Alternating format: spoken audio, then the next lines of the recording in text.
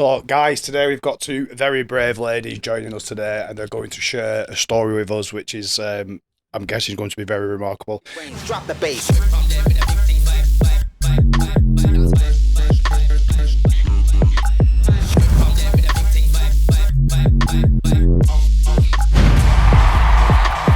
Ladies, first of all, Tracy, Mandy, thank you very much for joining us. We've got you a little present here, just a little appreciation. Oh, thank you. Token of appreciation. So thank you you for joining us today. It's very much appreciated. So firstly, we would just like to find out a little bit about yourself, Tracy. Where you grew up, where you from? Preston. Grew up in Preston on Callan, and then we moved to Deepdale. And you, Mandy? I'm from Liverpool. I know you don't really know Liverpool, but yeah, I've lived in Liverpool all my life. Fantastic. So, when you was growing up, do you have any brothers or sisters? No, only child. Only child. And yourself, Mandy? I've got a brother and two sisters. Right. And what was growing up like for you in Liverpool? It was, to be honest with you, it was good. My mother's a bit like she chews the altar rail a lot. She goes to church all the time. So Right. we had a very Catholic upbringing, so to speak. But yeah, it was good. And so what year was you born? Sorry. 1970. Right. So growing up in the 70s in Liverpool, what was life like? You used to go out and come back when the lamps went on. Really. Right. Yeah. You know, it was, we never really had nothing to worry about. No social media, nothing like that. We wouldn't have never thought of social media at that time. But yeah, it was good. A lot more like togetherness and community. Yeah, you'd play, people speaking to each other instead of using the phone. That's how we grew up. Yeah, I see that a lot and speak to people a lot nowadays. Even if you go to the doctors or people are just straight away on the phones, aren't they? So Tracy, when you was growing up, you grew up with Nana, mum and dad. Yeah. And you come from a good family background. Yeah. Fantastic. So can you remember the first time? Sorry, can you remember when your son was born, John Joe? 1995. 1995. 2001. 2001, right? So they're both very, very young. They were babies, weren't they? Yeah, it's so can you recall the day John Joe was born? Do you know what? I can't actually remember the day he was born. No. I know he was born on the 15th, Yeah. but I can't remember the day. You can't. There's nothing. No memory. No. What about yourself, Mandy? I had cesareans with all my kids, and the twins were born on a bank holiday. I always remember that, and it always makes me laugh because their dad was a doorman, and he was a big man, and he couldn't put the gowns on him, so we had to have one on the back and one on the front. Yeah. I always remember that. He was walking in like this. It was I remember everything. Yeah. Oh, bless. So going back to when Daniel was born, and as a child, did Daniel have any aspirations when he was younger? What did Daniel like as a child? Daniel wanted to be famous. Right. He also wanted to be a boxer. And that was something that he was really good at, to be honest with you. Daniel had ADHD, Asperger's, and he was profoundly deaf in one ear. So it was kind of difficult. His twin sister was the same, so my house was bouncing. The oldest two daughters, they were dead good. I'd have had 10 of them. But the twins, they were hard to work. They really were. Sorry, is Daniel a twin? Yeah, right. He's got a twin sister. Right. So did Daniel end up doing any kind of boxing training or right? He died July 2018, and he was supposed to have his first fight in September 18. Wow. So he used to have like longish hair. Well, we call them cat wigs in Liverpool. Right, yeah. But he shaved it all off, for his fight. Yeah. Dead handsome. He was really handsome, lad. He loved the boxing. And I found that it gave him discipline, which he needed. Yeah. And it gave him focus as well. And he was training 5 nights a week when he was stabbed. Bless him. Sean, I feel like I answered that question wrong because you said day, so I was thinking Mum, because I've never done a podcast No, before, Tracy, so take your time, it's fine. Really good, Tracy. Yeah, it's it's probably how I've worded it, maybe. Yeah. Obviously I remember when he was born. Yeah. When John Joe was born, obviously he came into. Was you still with John Joe's dad? No. Right, so he was brought up just by yourself, right? So when he was brought up, what was John Joe's aspirations? Did he have any goals, aspirations in life? He was just funny. It was just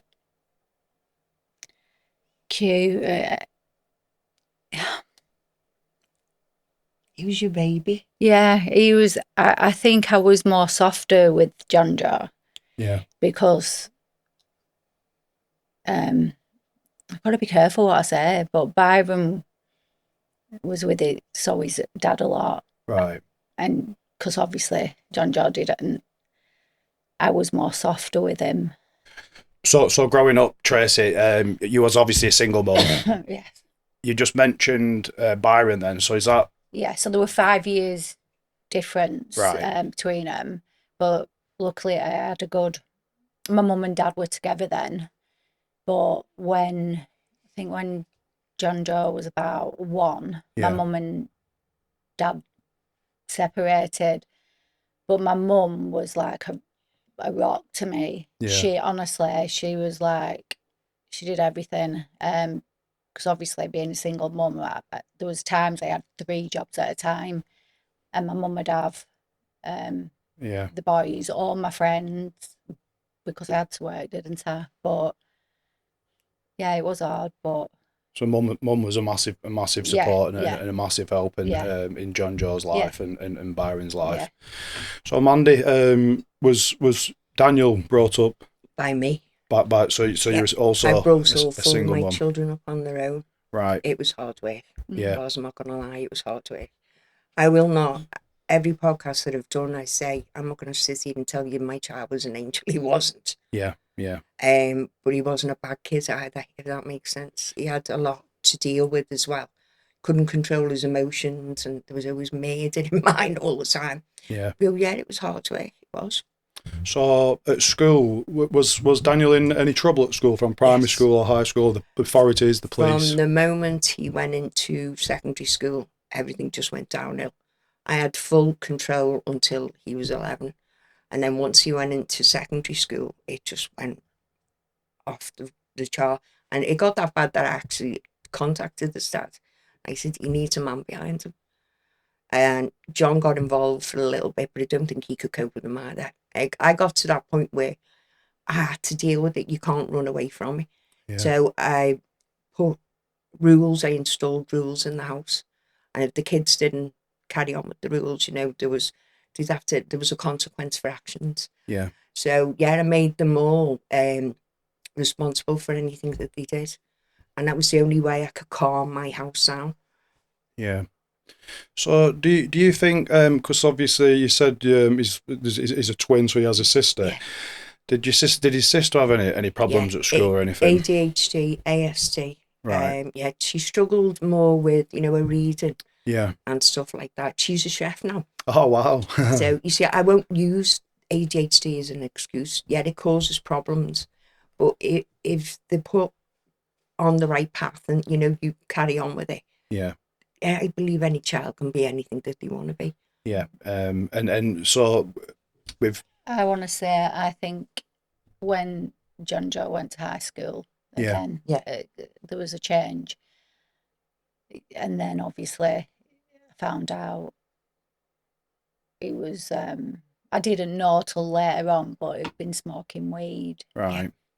Then he was selling weed, and then the weed just took over, because obviously if you're smoking weed at 11, your brain hasn't functioned, but it was only years after, because I remember the school saying that I'd been selling weed, and I was like, no chance, because he was so good. He was such a goody. They used to call him a nerd. He wore glasses, and I was like, no chance, but he was selling weed, and that led to stealing, robbing, all sorts. And it got him into a lot of trouble. Yeah. And I lost him, as in,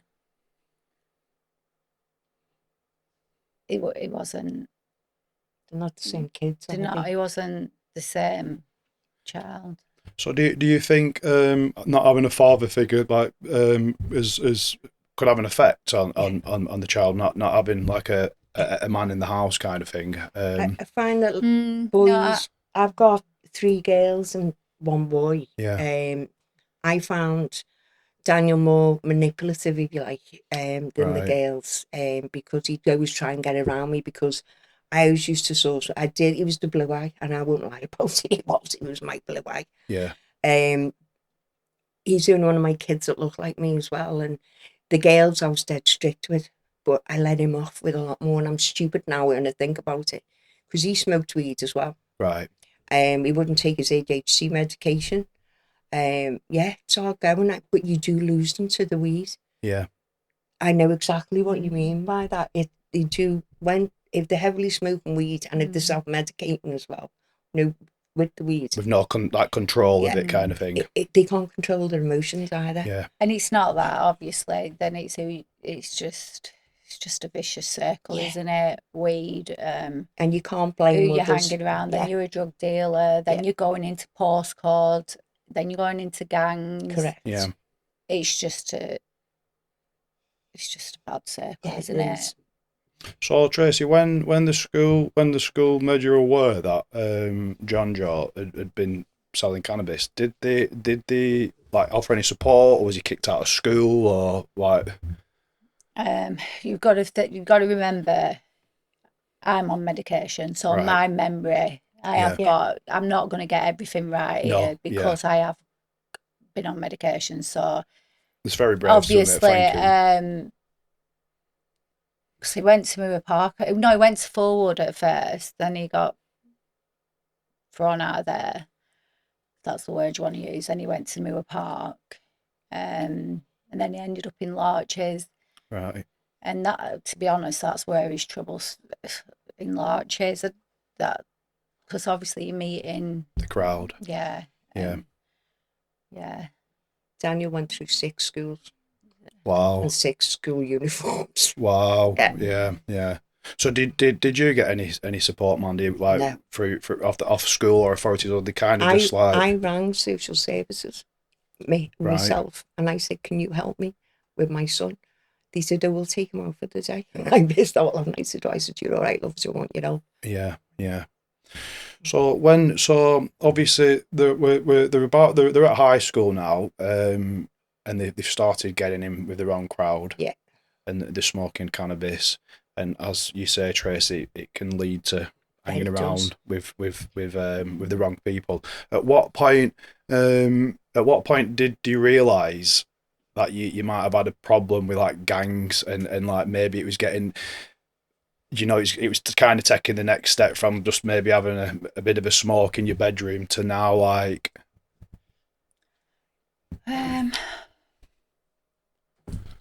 think I was a bit oblivious to it all, really, until he got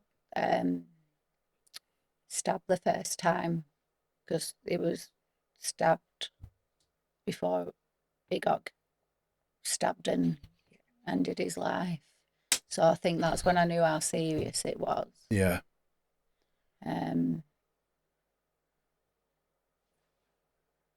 Do you know what? It was a shame, because I think from being 12, so that's probably when, looking back, the weed had a grip of him. He was troubled because he was mixed up. Obviously, I feel like it's my fault. No, but I do, because obviously I was working. Yeah. And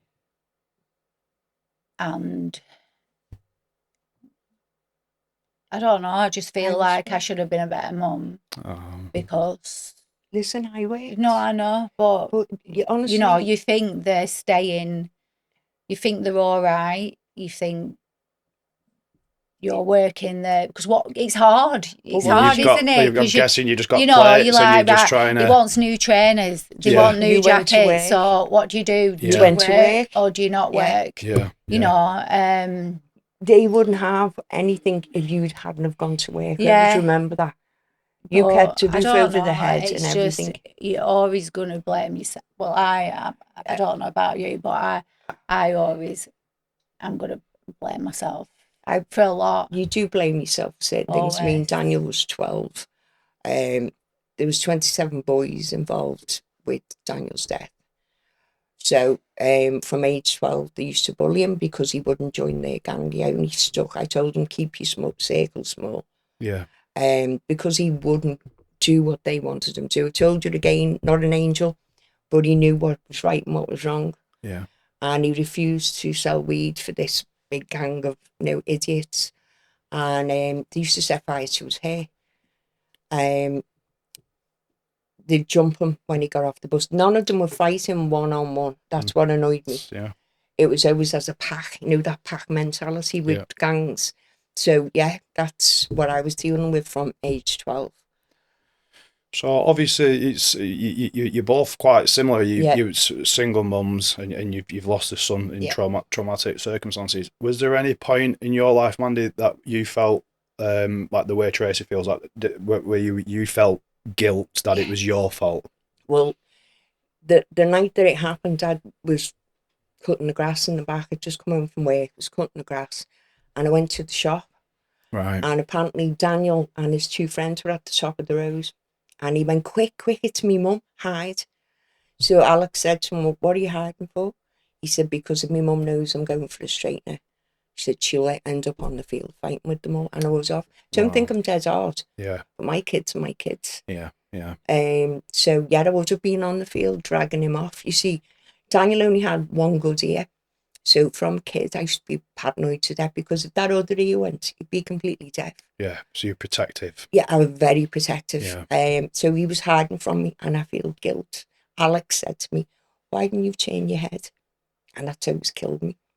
He said, why didn't you turn your head? You'd have seen us. I said, oh, if I was meant to turn my head, Alex, I would have. But it kills me what he said. Yeah. Those words, so that's my little bit of guilt there because I could have stopped that. That's my bit of guilt. Yeah, and have you managed to kind of come over that guilt now, Mandy? No, I've got PTSD. Right. I relive that night every single night. I hardly sleep, if I'm being honest with you. It's been like that for the past 8 years. You're like on a roller coaster, aren't you? Mm. Your emotions are up, they're down, and it's hard work. Said John Joe was involved in an altercation prior. 2013. I was out, and I got a phone call off. You have to bear with me because it's hard to remember. So I was out with my friend, and Byron was going out with a girl called Nicole at the time, and I remember Nicole ringing me, saying, "You need to come to the hospital." And obviously she's trying to like not make it sound bad. Yeah. But how can you not make something like John Joe's been stabbed? So I met Byron and Nicole at the hospital. Byron had gone with him in the ambulance. And he'd been stabbed. And I waited all night in the waiting room while he was having surgery, praying. And it's mad because we'd argue at this point. Before this, we'd argue. Our relationship had got really bad, because obviously he was smoking weed. Obviously he was demanding money off me. He'd had a child at this point as well. Oh. Yeah. In 2012. And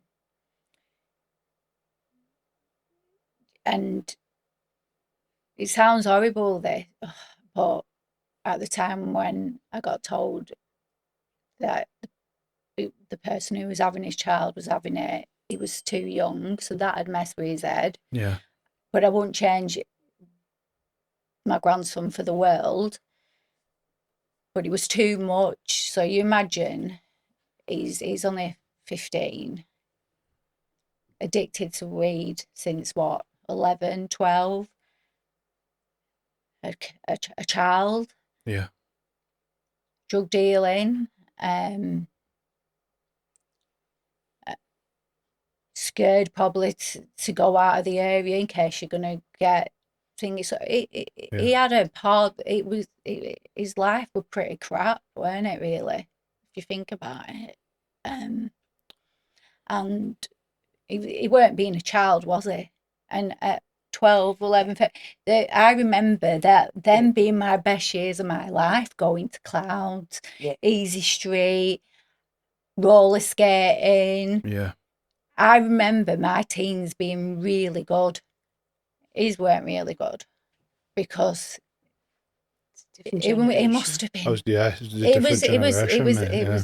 It was not a kid, was he? We weren't a kid. And then he was having a kid. Yeah. We was arguing at this point. Yeah. Because he was literally at some point jumping on my car, demanding money off me. Byron's and his relationship was really hard because Byron was the big brother. He was the dad. He was trying to look after me. Yeah. But he loved his brother, you know, but they fell out. And he has to live with that. Yeah. But luckily they made up. But then I have to live with, like, is that my fault that him and John Joe spent a couple of years not talking because Byron was sticking up for me, but we were just trying to teach him right from wrong. Yeah. It was a mess. It was hard. Yeah. And then obviously back to that, just banged my head. Back to that. So I goes to hospital and I stayed there all night and he'd been stabbed a lot. It was lucky he didn't die that. And I remember being in that room, and one thing I remember thinking, right, just make it, and I'll never argue with you again. You can do what you want. But the truth is, even if John Joe could come back now, if he was doing something what I feel like he shouldn't have been doing, I probably would nag at him because that's what you do. Correct. As a mum. Yeah. Correct. Yeah. You've done the right thing. It's hard, isn't it? You and Byron were both thinking of his best welfare, and you're just doing a good job. So I wouldn't take any guilt from that. You were just being a mum. Yeah. Yeah, and doing the best you can on your own. Don't get me wrong, I was no angel when I was a teenager, but my mum didn't know half the stuff I got up to. No. But that's a different podcast. But yeah, have I gone off trail there? No, so we did get stabbed in 2013, and then it was. And so, how old was he then? Sorry, Tracy. So he would have been 17. 17. Yeah, it would have been because it was the year after.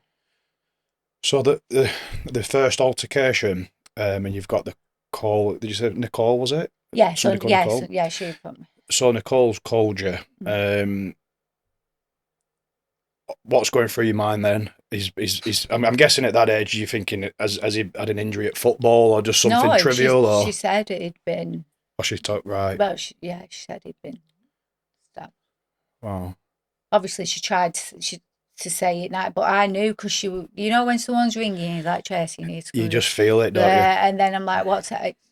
There's no easy way to say that. So anyway, yeah. So, John Joe had recovered from the injuries from this first attack. He did recover. I think it did scare him that. Right. He was scared, and I think that had made him want to change his ways, and he was trying to get out of that life. But after the first altercation, has there been a long period of time until sadly this has happened again, or is it? It was the year after. Right. 2014. So Wow. it's a year after. Wow. How did you find out the second time? Where was you and how did you find out? That day I can remember. Do you know what I can remember now?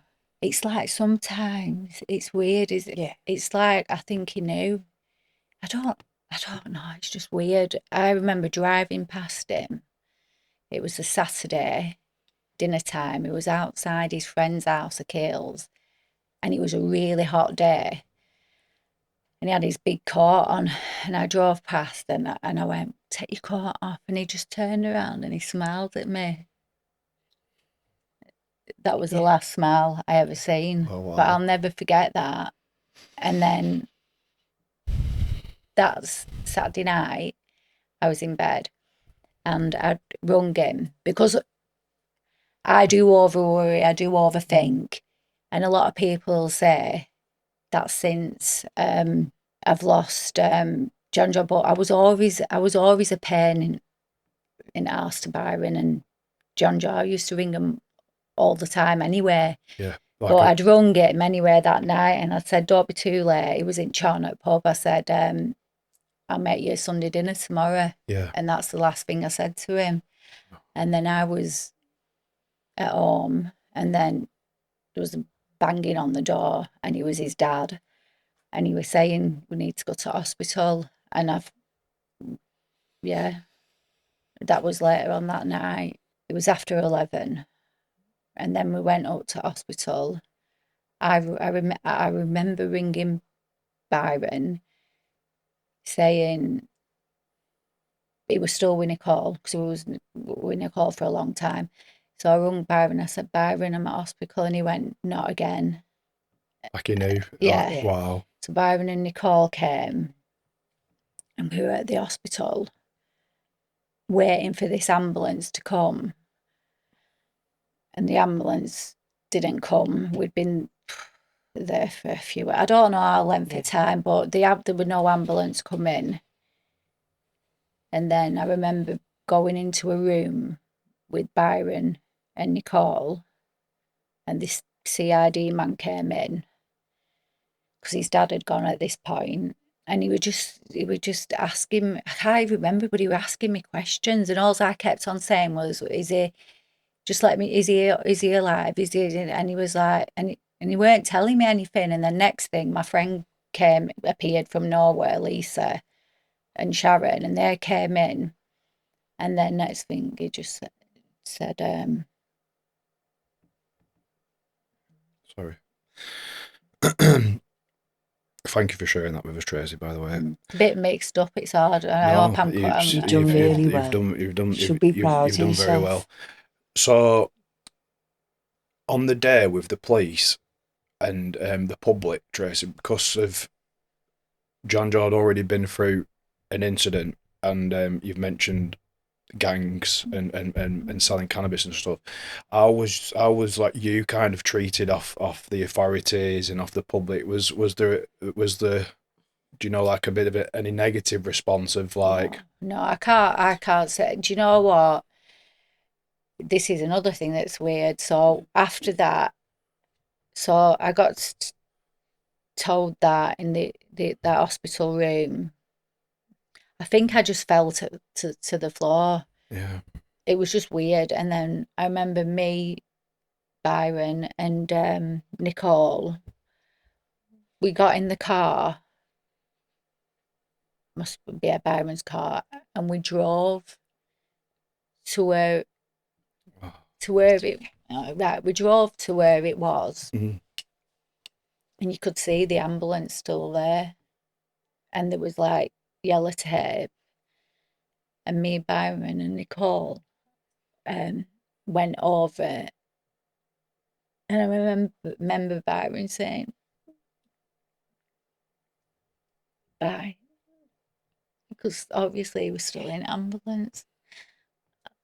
I wish I could have gone over to ambulance, but they wouldn't let you. No, you don't. No. You don't. You're on the right thing, not going over.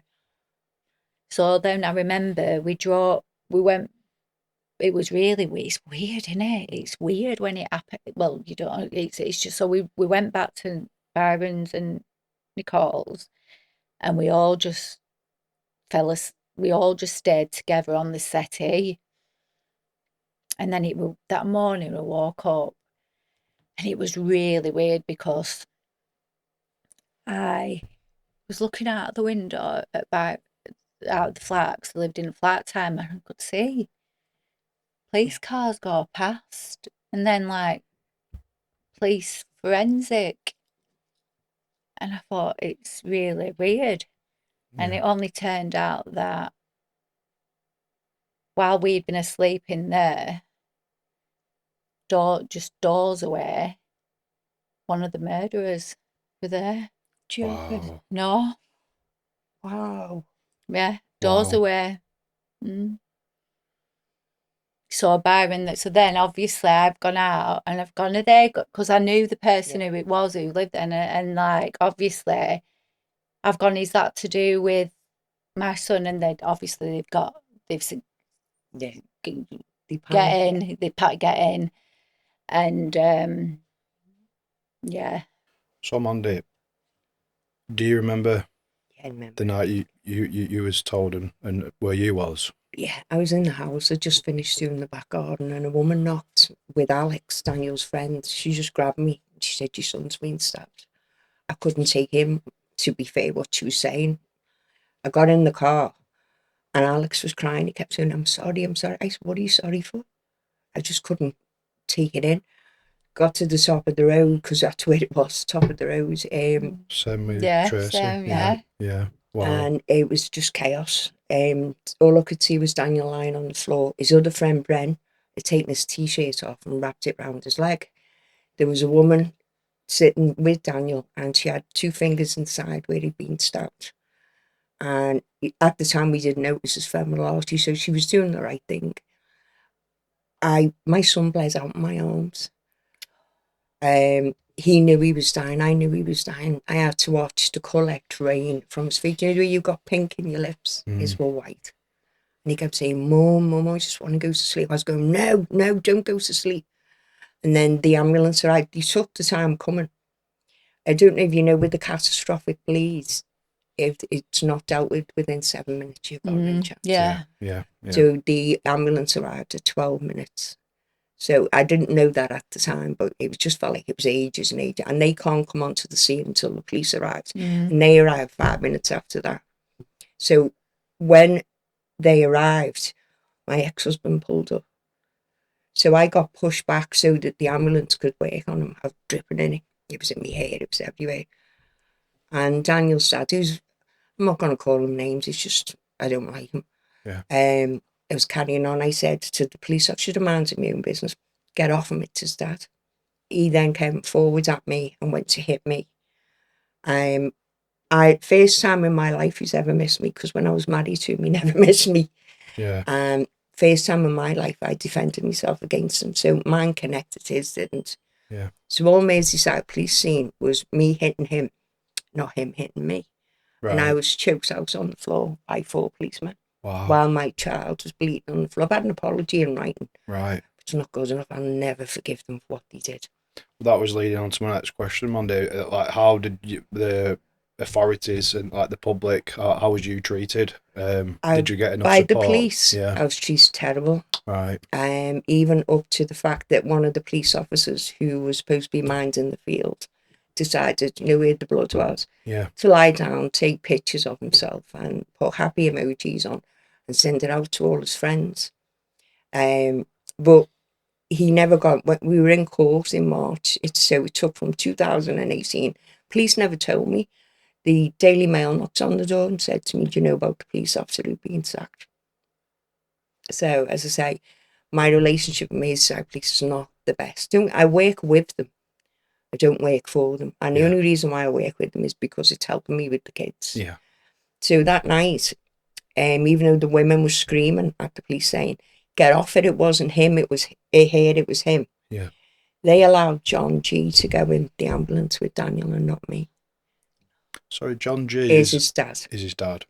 He's an ex-doorman. That's his. Yeah. We're not related. Right, I was going to say. We're not related to Dad and G or anything like Right. that. But John is in Liverpool is known, and Yeah.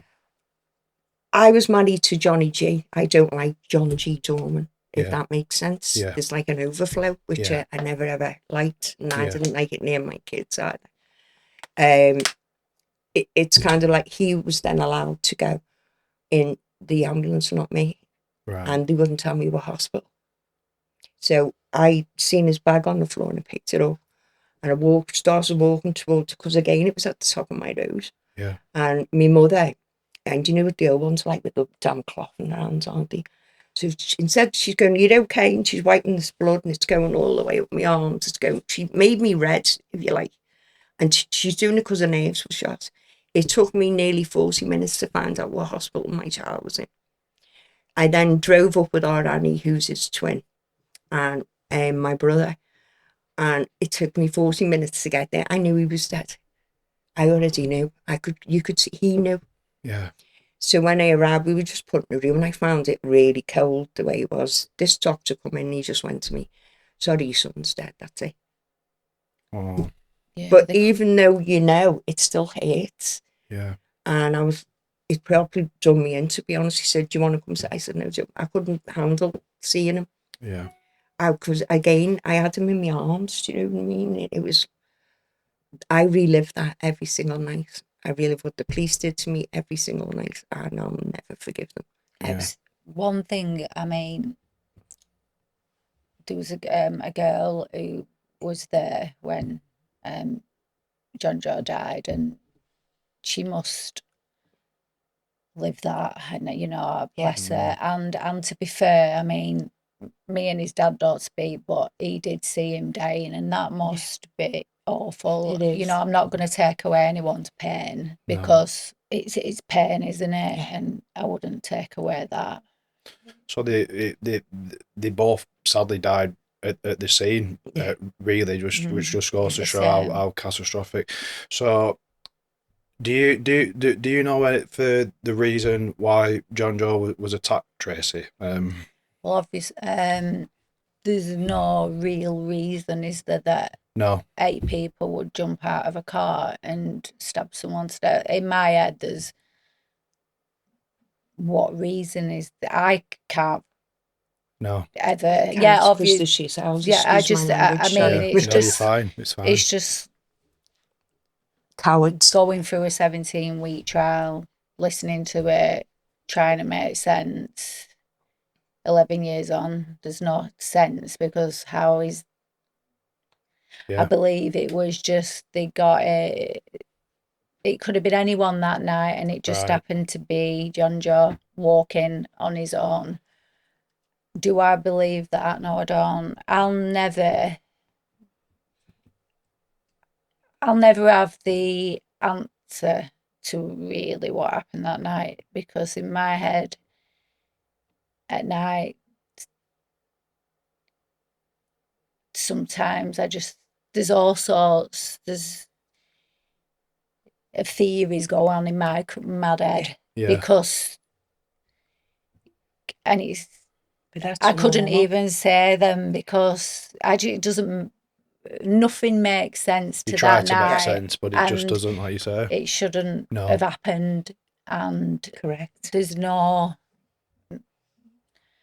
Listen, our kids could have been the baddest, horriblest kids ever. No one deserves no that. One's, no and one. They still wouldn't deserve to die. No one deserves to die. No one has the right to take another life. No. They don't. So was there any altercations that led up to? Yeah. So from age 12, as I said before, Daniel was bullied. They set fire to his head and every night from. So I started taking him to school and picking him up. So I had to reduce my hours because of I didn't want him getting beat up all the time. Yeah. It would done me, and when they set fire, I'd be knocking on the mother's doors like this. No one would open the door to me. Yeah. They'd drop his bike. They'd do all kinds of things, but that went on. So when he was 16, our Daniel went, "That's it, I've had enough." He said, "I want to straighten it with the ringleader." Yeah. So him being the coward with the ears gets a kid who's never had a fight in his life, who's a bit of a nerd, never in trouble in school, and said to him, so how he got accumulated was, so out of the 27, Wade would get a lot of them to bully, the kid that killed Daniel. Yeah. And he'd come in like, you know, the hero. Don't you be bullying him no more, he's my mate. So he then looked up to the ringleader and then hung around with them for 7 years. So he was making out like he was a victim and everything else. He got bullied. Yeah, he did. 7 years prior to Daniel's death. Not at the time of Daniel's death. So he was trying to use that as an excuse. So Daniel said, I've had enough, I want to fight. So the ringleader said to him, if you don't stop, Daniel, he said, we're going to cut your face and set fire to your dad's house. So that kid being the way he was, felt like, I don't know, he's just a coward to me anyway.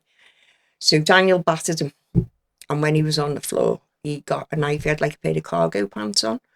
He had a 7-inch flick blade and he stabbed Daniel right into there. So you've got your femoral artery. Right. Even with the nick on a femoral artery, it can kill you. But Daniel's was cut right through. The knife was turned. So all the blood vessels at the back causing a catastrophic bleed. So Daniel didn't realise he'd been stabbed at first. So what he didn't say was, you know, the 27 boys, they were all hiding in the bushes. They were like cowards. Right. There was 3 of them there and 3 of Daniel's friends there. So as soon as that went off, then Daniel realised, he went, I've been stabbed. They all come out. They were going round him. They were like cowards on the bikes and everything else. And one of them said, stay away from Lee Park. He's from Lee Park. So, it was odd. I know exactly why he was stabbing. Because he stood up for himself, but he fought with his fists. He didn't fight with a knife. Yeah. So, answering your question, again, it will have, what I'm saying is there's no reason, but it will have been to do with gangs, drugs. It will have been something to do if but I'm just saying there's no normal reason. That's what I'm trying to say. But that's still not the reason he should have done it. No. Yeah. But, So there was, Mandy, you said there was 27 people involved. And none of them got jail. There was quite a few people involved, was it, Tracy? People charged with murder. But there was some other people. I think there were 2 cars, one with 4, maybe one with 5 in, that jumped out on him. So they was all charged with murder. All. Yeah, but they didn't. I think a couple of them ended up dropping a charge because they didn't get murder, they got something else. I'm really useless, sorry. Yeah. You're not useless. Because maybe I buried it, but you know. Yeah. And Mandy, 27, out of the 27, was they all charged or? No. The ringleader was charged, never got nothing done with it. Only the kid that killed him. And when I asked the question, so I fell out with Merseyside Police. So when the DCI come, he said, we're keeping them on the outside. And I went, why? He said, because we want to see what's going on. They bailed the ringleader and the kid that stabbed him 200 yards from my house. And they said to me, we need you to keep the peace in Lee Park. I said, never, ever will I. Yeah. So the police, I ended up barring the DCI from my house. I only would allow one of my flows in. Because I said, the moment you lie to me, you don't get through this door. I've been doing welfare law for 33 years. I know I've passed me criminal law, I've done all that. And I said to him, don't even attempt to lie to me. Yeah. And when I found out, I wouldn't have him in the house. He was barred. I'd only let, as I say, Cat and Lloyd in. And I still speak to her now because she's the only one that told me the truth, if you like. Yeah. I said, the moment you lie to me, you're not getting in. Yeah. Because I don't know what, I know I've worked with Lancashire Police, but Merseyside Police are horrendous. To be fair, I mean, the police was really good with us. They caught him very quick. They had him behind bars really quick. And we had 2 liaison officers and a victim support. I can't really, they were there, they did support, but they were. Do you think the difference there, Mandy, is maybe because like in Liverpool, Preston obviously have had a gang problem now, but it's been a lot more intense in Liverpool, has it? So it's kind of alienated the police. Or? I had no, it's not. It's just the police. 27 of them outside my door, trying to intimidate me. and I won't be intimidated again. I don't think I'm dead hard, but my girls were in the house. Yeah. And they weren't taking another kid. No. So I went and stood in the middle of the road. I went, come on, come and fight me. Only for our James fella coming round the corner to stop me, he moved them all. They had no conscience. They had no regret, no nothing. Horrible. They thought it was funny. It's And the police forgot to put me on a red flag. And I hate the word sorry now. Yeah. Sorry triggers me, it really just burns me head out. Yeah. So they went, oh, sorry, we forgot to put you on a red flag. I went, what? 2 hours it took for the police to come. Yeah. So I was throwing bricks at them and everything. Because I thought, no, you're not touching my kids. Yeah. There's no way. I think I went a little bit cuckoo at the time of day. Yeah. So how do you feel now, Mandy, about the individuals, I just think they're all cowards. Yeah. Absolute cowards, and not worth the carrot. Yeah. You know, if anyone, I mean, his dad's moved now, but he refused to move at first. He believes that his son's a victim, not mine, even though mine's in a box in Allerton Cemetery. How's he work that out? Exactly. Yeah. He said it was an accidental death, he said. First of all, he changed his statement 5 times. He said Daniel walked onto the knife. Who walks onto a knife? And it wound me up. I was not allowed in the court sometimes because they said, I said, I don't care. I want to listen. It took for the kid that killed Daniel to say, we bullied Daniel. We set fire to his hair. The Mirsad police then come and said, Mandy, we're so sorry we didn't believe you. I said, well, where's my joint enterprise now? He said, it's too late. And when I've complained to the police about it, they went, well, he's left.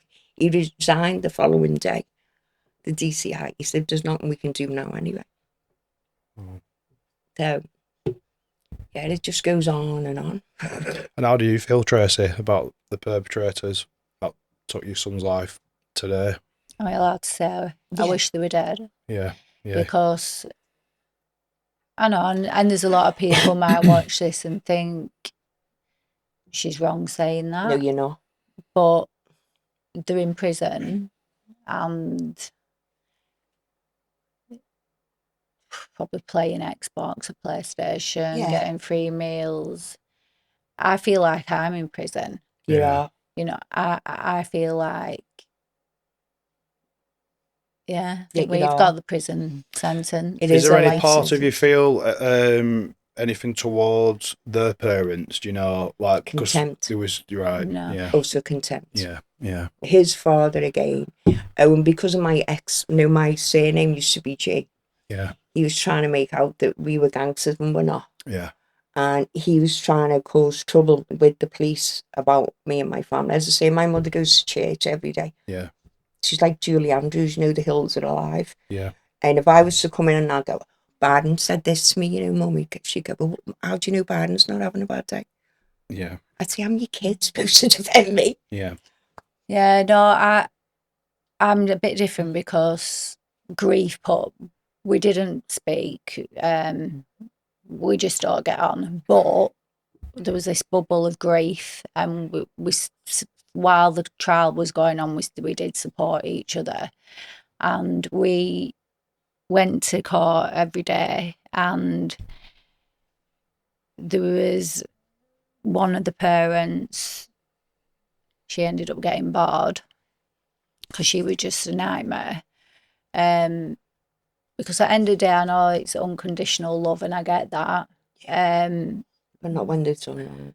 But like there was other like parents of the murderers, and they just sat there, and you knew they were there not supporting. That's the wrong word. They were there because they were supporting their kids. But they weren't disrespectful. I even actually at the end of it hugged one of them because, do you know what?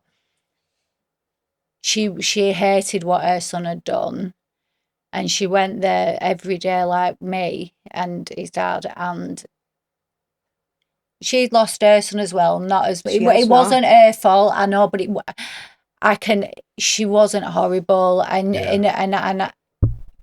I'm not an horrible person, me. If someone, she was shamed, and the same with there was they were just coming and they wouldn't even look at me. You felt like they felt guilty kind of themselves. Yeah. They did. And so I'm not going to call... It's unconditional love, isn't it? Yeah. You know. Well, I knocked on every mother's door. You know, I can't... I had to. Yeah. It is what it is. That isn't... But then some of them who did it, you knew why they was in that, turned out like they did because of... Yeah. But some, you just thought, where have they gone wrong? Because people probably used to say about John Joe to their kids, oh, keep away from him. Yeah. Do you know what I mean? Yeah. So I'm not... anyone that can defend their child for taking another life, I'll never understand that. Yeah, but it's not like I wouldn't use the word defend. They weren't going, they were just there just because the parents... Not accepting the truth, maybe. No, right. they knew they'd done wrong, but what can you do? Mine was the opposite. He didn't think his kid had done wrong. Yeah, well, that's different. These, you know... These next two questions might be quite difficult. Yeah. So, do you feel that justice was served? No. There's no such thing as justice, if I can just say. So I said this to Ava White's mum. The day that you find out you've got a guilty in that. Yeah. When you wake up the next morning, your child's still dead. Yeah. So when people say, well, you've got justice, haven't you? No. You'll never have justice. No. Because we still wake up every morning and our children are still gone. Yeah. So where is the justice for the police? It's not for us.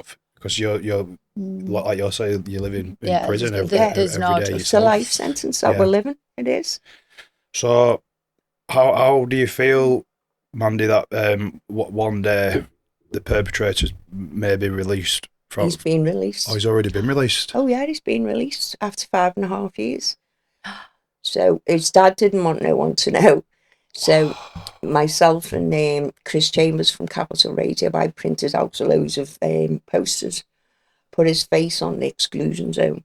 I said, if anyone sees his name, contact me, keeping community safer. So I put them everywhere. I didn't that. This is how I found out his dad had moved. I was putting them all over his dad's windows and everything because he didn't want no one to know. Yeah. But it wasn't him. He wasn't there anymore. So the police knocked and they went, "Man, well done." I went, "Yeah." I said, "I'm still doing it." He said, "Well, we've shut them down for now, but you can't do it anymore." So I went out again. I even know where the kid lives, by the way. I even went in their town centre and we put them up. Yeah. Because I don't know, why should you be allowed to get on with your life? After 5.5 years, my child now, Merseyside police said to me, "Well, he's lost his son as well." I went, "How? Can his son breathe? Can he speak to his son? Can he touch his son? Can he smell his son?" Yeah. We can't do that. So how has he lost his son? Yeah. Their sons are still alive. So I can't accept that. No. Even in jail, they're still alive. Yeah. Our kids aren't. And to me, it's like, no. Yeah. I will never forgive any of them. I won't forgive. What about you, Tracy? How do you feel that one day they might be or will be released from prison? But again, I'm going to be honest, and people might not like it, but I hope that they die in there. Yeah. But that's, they've got their mums and dads. I hope if they watch this, they're going to be thinking, "Oh, she's saying that," but that's how I feel. That's how I feel. And I do think about that. But I'm hopefully when they do get out, they're not allowed near me. They won't be. Yeah. So that's but every year I get a phone call off probation telling me updates. Oh, really? And, right. Yeah, every year. How do you react to that? I need to know because but it's. I go, "Is he dead?" I think sometimes I self-talk. Yeah. I when she rings up, because it's the same lady every time, and I go, "Right, you're going to tell me they're dead. Because that'd be a call that I'd love. And that sounds really horrible, but I'd love it. But what jail he's in, I've always known. I also knew what wing he was on and everything, because people would ring me and tell me, but I never got him touched. Yeah. I could have, but then that would make me as bad as him, wouldn't it? Yeah. So, he wasn't touched. No one touched him. But I've always known where he was. I've known the carry-on of him. So when probation would ring me, I go, has he been raped? Is he dead? Yeah, yeah. Because that's what he deserves. Yeah. And they go, we can't answer that. And they said to him, if you ever bumped into Mandy Jameson, what would you do? He said, I would turn myself around and walk away. I said, ask me the same question. Yeah. I started letting See, what I think, right? Say, like, it was an accident. Say, I hate that. Right, no, say someone's gone out and they've killed someone and it is generally an accident. Say they punched them, they fell to the floor, they've died. Right. My head could process that. But for 8 people to jump out of a car on one person with knives, machetes, and do that to, and John Joe said to the first car that parked up, let's talk, bro. That's in my head. Yeah. So his actual last words were, I don't want no trouble, let's talk, bro. Yeah. And he still slaughtered him. How does someone ever get over that in your head? No matter, and I am on medication. Yeah. And if I wasn't, and I still have bad days, really bad days. Yeah. So it's changed you as a person, Tracy. Oh, definitely, since we're not the same. Don't like people. Yeah. I'm not the same person I was nearly 8 years ago. No. Right. And what made this worse, I mean, I fell out with most of my family. My stepsister had twin grandsons. Yeah. I found out after Daniel died that they were involved with the Park Boys. Right. And they knew that my child was going to get stabbed that night, and they never rang me. Yeah. Their mother was the first person to ring me. I said, how do you know all this? She said, oh, Harry said one of the Park Boys. So I said, what? But then I got told that they were involved. Yeah. She's supposed to be my family.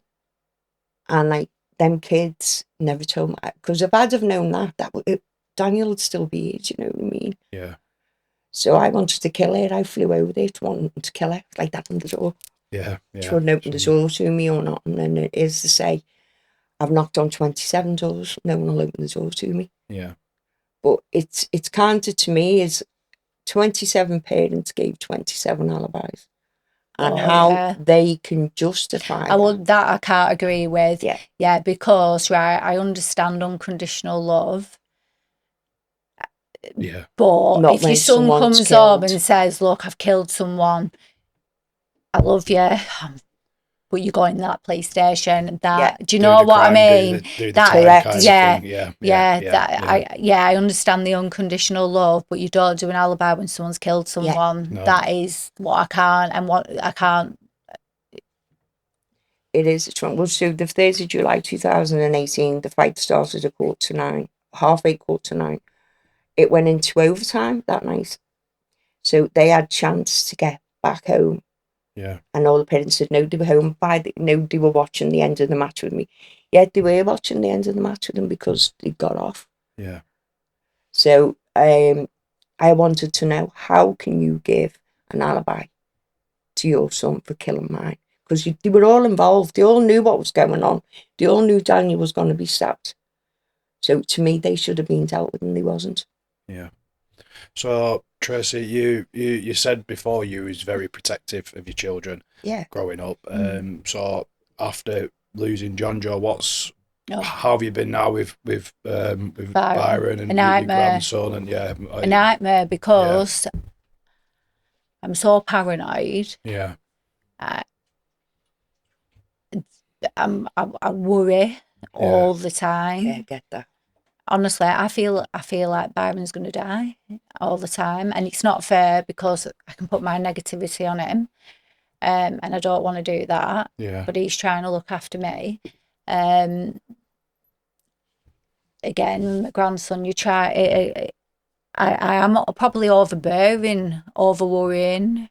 of thinking that someone's going to come and kill us or them. It's mad, isn't it, what you think? Yeah, it is. Like, just we're doing this, I'll probably not sleep tonight because I might be thinking, God, when this is aired, what's going to come at it? What if someone's going to... Because people can be horrible. Yeah. People can be very horrible, needlessly. So just on that, so why have you chosen to speak today, Tracy? When you talk about to raise awareness, obviously, but I just don't want him ever to be forgotten. He won't be. Yeah. Do you know? Mm. And yourself, Mandy, why have you chosen to speak with us today? I've been doing this since 2019. Right. I do it because I use it as a form of therapy, if I'm being honest. Yeah. And as soon as I mention Daniel's name, people go, no, it's you. Don't talk about Daniel because it'll upset you. I like talking about someone who's hysterical. Yeah. I'm proud to say I'm Daniel's mum. Yeah. So to me, it's keeping Daniel alive at the same time. And the impact that I have when I go into schools and that means so much to me, because if I can stop one child's mindset about picking a knife or a gun up, you're winning. It means the world. Yeah. And at the end of each session, they come up and they hug you and that, and I just think, wow. Yeah. They've listened. And it helps me so much. It really does. That's great. So anybody listening today who's going through what you've been through, Mandy, what would you say to them? Please contact me at Danny's place. You're not on your own. Yeah. And everything we feel is normal. Yeah. It's a normal thing. There's a little thing for you. Sam National, which is supposed against murder, supposed after murder and manslaughter, they told me this. So, do you tend to say I'm fine? All the time. So, I don't tell. Do you know what fine means? Can I swear? It means, fucked up, irrational, emotional. I got that. No, neurotic and emotional. Yeah, that's me. Yeah. So people who've lost to murder and manslaughter, we tend to say we're fine because we're not. And it's like we mask everything as well. Do you do that? Mm. And when people... I don't tell Byron off of it. No, I don't my mum because my kids because they'll just... If my kids knew half of it, I mean, I get some horrible trolled. I know who he is. Yeah. He just won't let it go that his kid's not, what he thought he was. So he tries to pull down what I'm doing. So every bit of good I do, he does his best. Yeah. So I don't read them.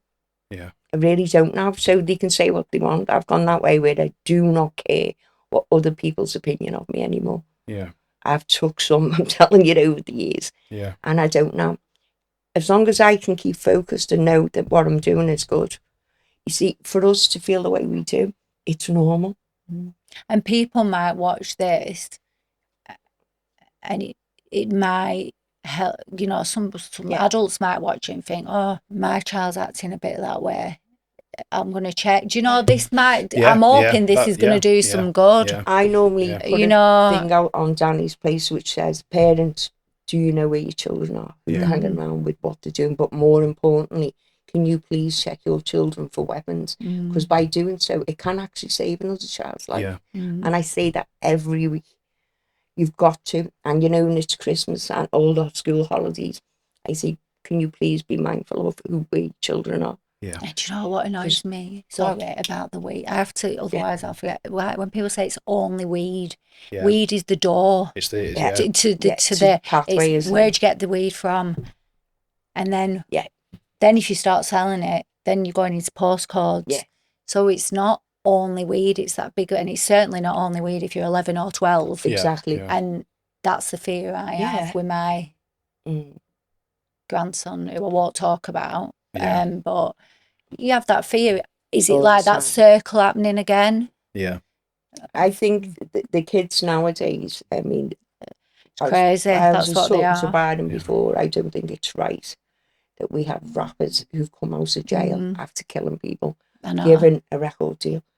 I think that's horrendous. It's crazy. Yeah. And I back him 100% on what he says. Yeah. And do you know when we had them stupid, oh, look what we're doing, we're going to bar. Yeah. The big fat knives. What do they call Zombie knives. Zombie knives, yeah. And I loved what Byron said, and I used it on. I said, Byron told me this from JJ Effect. Yeah.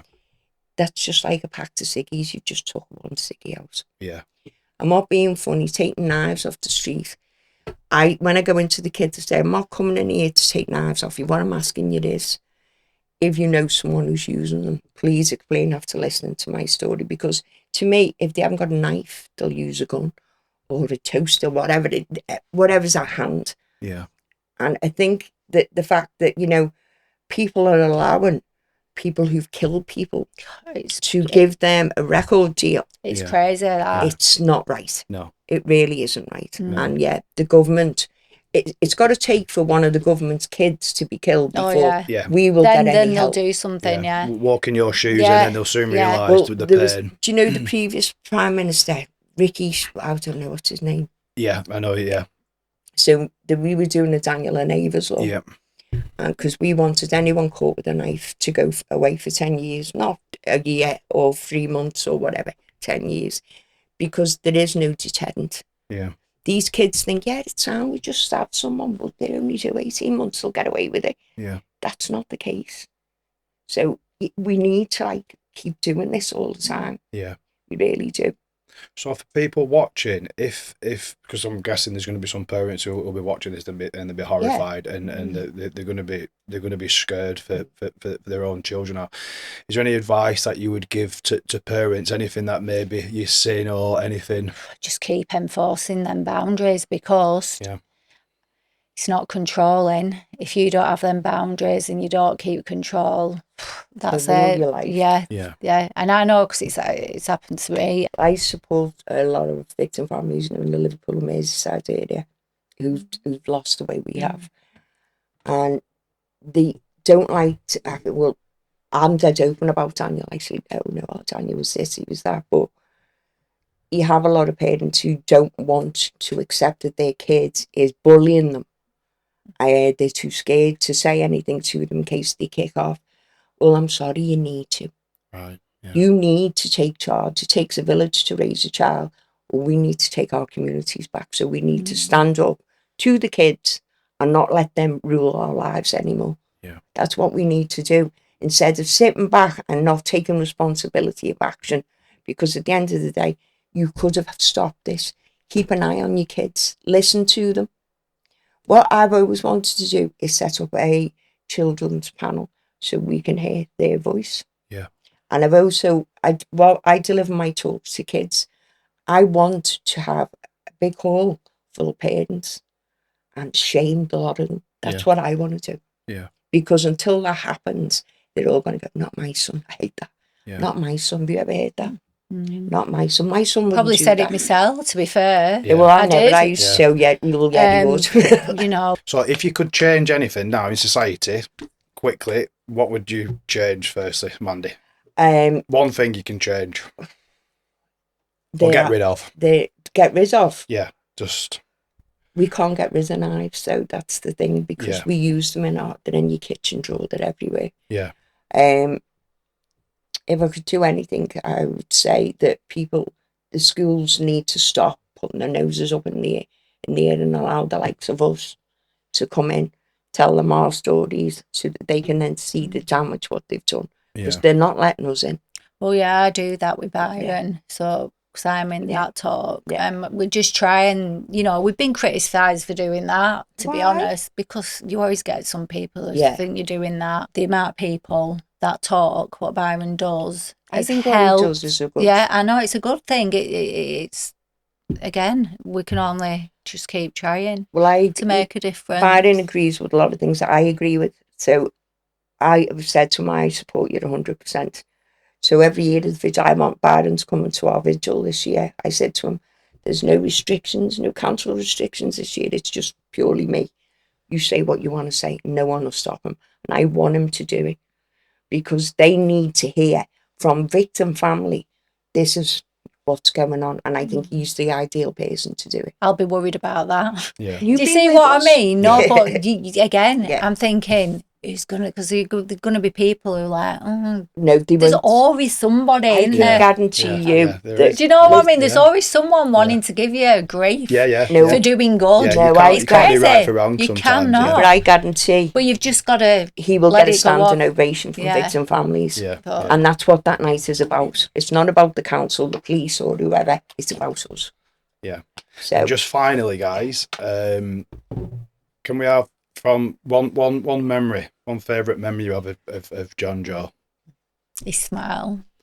And one favourite memory you have of Daniel? Oh, Daniel was a naked child. He was always taking his clothes off, and he climbed over the back fence one day, and I was running down our road after him, naked to death, with his willy going everywhere, and all the cars are banging and going, "Go ahead, lads!" And I'm going, "Stop it!" And do you know what? That always makes me laugh. Yeah. That memory always cheers me up. It does. I've got to say, John Joe had a big heart. Yeah. Honestly, I'd get him new things. Yeah. And then he'd say, Mum, I need something else. He'd give his things to people who, like his friends who didn't have what he had. And I'd be like, I've just bought you something. He had a good heart. Yeah. He had a really good heart. Yeah. And finally, if you could say one thing to John Joe today, what would you say, Tracy? Come back. I'd take his place now. I'm sorry. You're not nothing to be sorry for. Yeah. You haven't. And Mandy? I love you. Just that I love you. And you mean you might have worked because he was. Ladies, thank you so much for joining us today. It's absolutely mind-blowing the strength you guys have to keep doing what you're doing. She's brilliant, isn't she? You are. Absolutely unbelievable. And you probably won't realise, but the amount of people that will watch this, and it will change people's lives. So we can honestly thank you. Yeah. Oh, you're doing brilliant. You are. Hold on, guys. Thank you.